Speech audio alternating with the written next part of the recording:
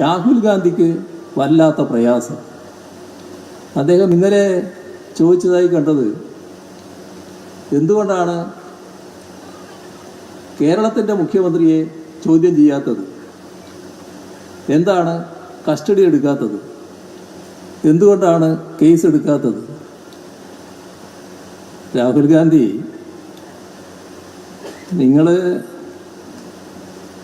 നേരത്തെ നിങ്ങൾക്കൊരു പേരുണ്ട്, ആ രീതിയിൽ തന്നെ അതിൽ നിന്ന് മാറിയിട്ടില്ല എന്നൊരവസ്ഥ ഉണ്ടാക്കരുത് കേട്ടോ. അത് നല്ലതല്ല.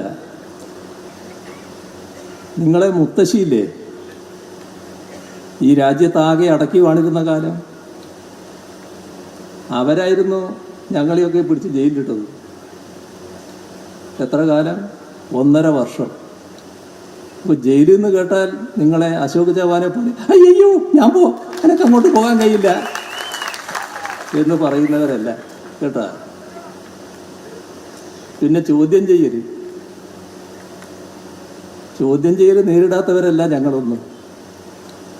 നിങ്ങളെ അനുയായിയായിരുന്നല്ലോ CBIക്ക് കേസ് കൊടുത്തിരുന്നത്.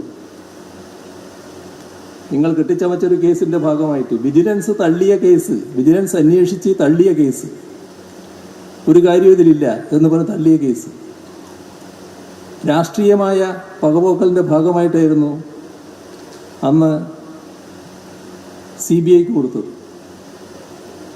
CBI വിശദമായി ചോദ്യം ചെയ്തിട്ടുണ്ടല്ലോ. എന്തേ അവർക്ക് ബുദ്ധിയായ കാര്യം? നേരത്തെ വിജിലൻസ് എവിടെയാണ് എത്തിയത് അവിടെ തന്നെയായിരുന്നു അവരും എത്തിയത്.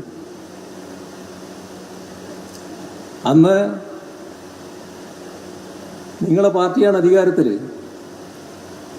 ആ അധികാരത്തിലിരുന്നവരുമായിട്ട് ആരുമായിട്ടെങ്കിലും ആലോചിക്കാൻ പറ്റുമെങ്കിലും ഒന്ന് ചർച്ച ചെയ്ത് നോക്ക്, എങ്ങനെയാണ് ആ കേസ് രജിസ്റ്റർ ചെയ്തതെന്ന്.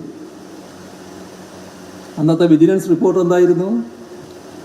അന്നത്തെ നിയമോപദേശം വിജിലൻസ് അല്ല CBIയുടെ അന്വേഷണ രീതി എന്തായിരുന്നു? അതിൻ്റെ മേലെയുള്ള നിയമോപദേശം എന്തായിരുന്നു എന്നൊക്കെ ഒന്ന് മനസ്സിലാക്കാൻ നോക്ക്. അപ്പോൾ അറിയാം. ആ അന്വേഷണം എന്ന് കേട്ടപ്പോൾ ഞങ്ങളാരും ബോധം കെട്ടുപോയിട്ടില്ല കേട്ടോ. നിങ്ങൾ ജയിലും അന്വേഷണവും കേന്ദ്ര ഏജൻസിയും അതൊന്നും കാട്ടി ഞങ്ങളെ വരട്ടാൻ നോക്കരുത്. അതേ എനിക്ക് പറയാനുള്ളൂ. മിതമായി ഞാനിപ്പോൾ പറയുന്നുള്ളൂ, മറ്റ് കൂടുതൽ കാര്യങ്ങളിലേക്ക് ഞാനിപ്പോൾ പോകുന്നില്ല.